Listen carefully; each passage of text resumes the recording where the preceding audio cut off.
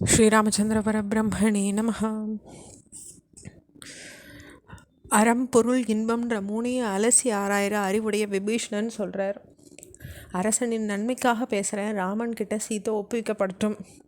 எதிரியின் பலத்தையும் நம்ம தரப்பு பலத்தையும் சீர்தூக்கி சூழ்நிலையை ஆராய்ஞ்சு தான் இந்த முடிவை நான் சொல்கிறேன்.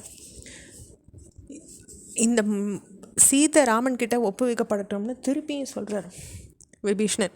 அப்போ கோபத்தோடு இந்திரஜித் சொல்கிறார், சிற்றப்பனே, இப்படி அலறி நடுங்கிட்டு நீங்கள் பேச காரணம் என்ன? இந்த குளத்தில் பிறக்காத ஒருத்தன் கூட இப்படி பயந்து நடுங்க மாட்டானேன்னு சொல்லிட்டு சபையோரை பார்த்து பேச தொடங்குறார் இந்திரஜித்.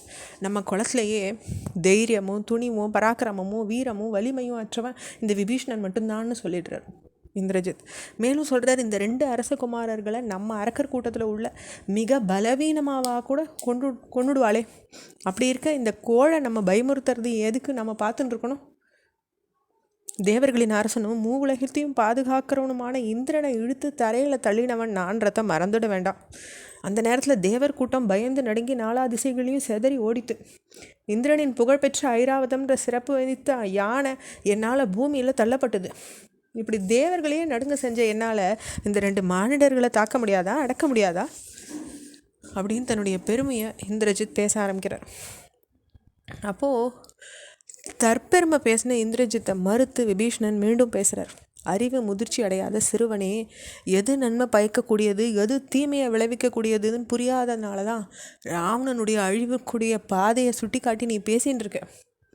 ராமனுடைய கையில் அழிவு நேரிடும்ன்றது ராவணனை எச்சரிச்சும் கூட மகன்ற பெயரை வச்சுண்டு மன்னனுக்கு தீங்கு விளைவிக்கக்கூடிய வழியை காட்டுற நீ உண்மையில் அரசனுடைய எதிரி தான். கெட்ட மதி படைச்ச நீ அழியத்தக்கவன்.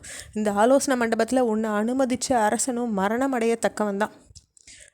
இந்திரஜித், நீ இல்லாதவன், மூட, பண்பற்றவன், வன்முறையில் விருப்பம் கொண்டவன், அறிவில்லாதவன், தீயவன், கெட்டதையே நினைக்கிறவன், சிறுவன் போல உளர்ற இந்திரஜித்தே யமனுடைய ஆயுதத்தை ஒத்த ராமனுடைய அம்புகளை எதிர்த்து நிற்கிற வல்லமை யாருக்கு இருக்குது?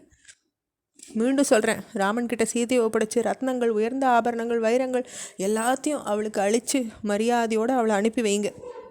அரசனே, நம்ம அச்சம் இல்லாமல் வாழ இது ஒன்று தான் வழி அப்படின்னு விபீஷ்ணன் சொல்லி முடிக்கிறார் இந்திரஜித் கிட்ட. இதில் கம்பராமாயணத்துலேயும் வால்மீகி ராமாயணம் போலவே ராவணன்கிட்ட சீதையை நீ அபகரிச்சுன்னு வந்தது தவறுன்னு தான் கும்பகர்ணனும் விபீஷ்ணனும் பேசுகிறதா வருது. ஒரு தவறும் இல்லாத மாற்றான் மனைவியை சிறையில் நம்ம அடைச்சி வைப்போம். ஆனால் ஒரு குறையும் இல்லாத புகழ அடைய நம்ம விரும்புவோம். பெருமை கொண்டு நம்ம பேசுகிற வீர வசனங்கள். ஆனால் அதுக்கிடையில் நம்ம விரும்புகிறதோ காமத்தை. மானிடர்களை பார்த்து அஞ்சவும் செய்கிறோம், நம்ம வெற்றியும் நம்ம தான் விரும்புகிறோம் அப்படின்னு கும்பகர்ணன் சொல்கிறதா கம்பருடைய வார்த்தைகள் வருது. அப்போது கும்பகர்ணன் சொல்கிற, ராஜாவே, சிறப்பானவர்கள் செய்கிற நல்ல காரியத்தை நீ செய்யலை. நம்ம குலத்துக்கே சிறுமை உண்டாக்கக்கூடிய காரியத்தை தான் நீ செஞ்சிருக்க. தேன் சிந்துற பூக்களை அணிஞ்சுள்ள கூந்தலை கொண்ட சீதையை இனிமே ராமன் கிட்ட கொண்டு சேர்க்காட்டா நம்ம பலமற்ற எளியவான்றது அர்த்தமாயிடும். அந்த மனுஷர்கள் போரில் நம்ம இறந்து விடுவோமானா அது கூட நல்லது தான். நமக்கு பழியாவது உண்டாகாமல் இருக்கட்டும் அப்படின்னு சொல்கிறார். இப்படியெல்லாம் கும்பகர்ணன் வால்மீகி ராமாயணம் போலவே கம்பராமாயணத்துலேயும் வருந்துறார். ராவணனுக்கு அறிவுரை சொல்ல முயல்றார். மேலும் விபீஷ்ணன் சொல்கிறார் ராவணனுக்கு அறிவுரையை, எனக்கு தந்தையும் தாயும் நீதான், எனக்கு மூத்த சகோதரனும் நீதான், தவத்தினால நான் வணங்கி நிற்கிற தெய்வமும் நீ தான், எல்லாமே நீ தான். இந்திர பதவியை ஒத்த பெரிய அரச பதவியை நீ இழக்க போறியேன்றது தான் எனக்கு மனசு வருத்தமாக இருக்குது. அதனால தான் இதை சொல்கிறேங்கிறார். எந்தை நீ, யாயும் நீ, எம்முன் நீ, தவ வந்தவனை தெய்வம் நீ, மற்றும் முற்றும் நீ இந்திர பெரும் பதம் இழக்கின்றாய் என நொந்தனன் ஆதலின் நுவல்வது ஆயினன் அப்படின்னு சொல்லி விபீஷ்ணன் வருத்தப்படுறதா வருது கம்பராமாயணத்தில். இப்படி தொடங்குற விபீஷ்ணன் சொல்கிறார், நெருப்பில் விழுந்து உயிர் துறந்த அந்த தெய்வீகமான கற்பையுடைய வேதவதின்றவ தன்னுடைய வாயினால் மொழிஞ்ச சாப மொழிகளை நீ மறந்துட்டியா? நான் உனக்கு நோயாவேன் அப்படின்னு அவள் சொல்லியிருக்கா இல்லையா?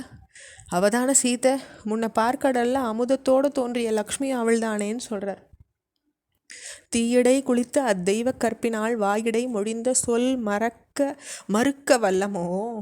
நோய் உனக்கு யான் என்று நுவன்று நாள் அவள் ஆயவள் சீதை பண்டு அமுதின் தோன்றினாள் அப்படின்னு விபீஷ்ணன் நினைவுற்றார் ராவணனுக்கு. தொடர்ச்சியை அடுத்த பகுதியில் பார்க்கலாம். ஸ்ரீராமச்சந்திர பரபிரம்மணே நமஹா.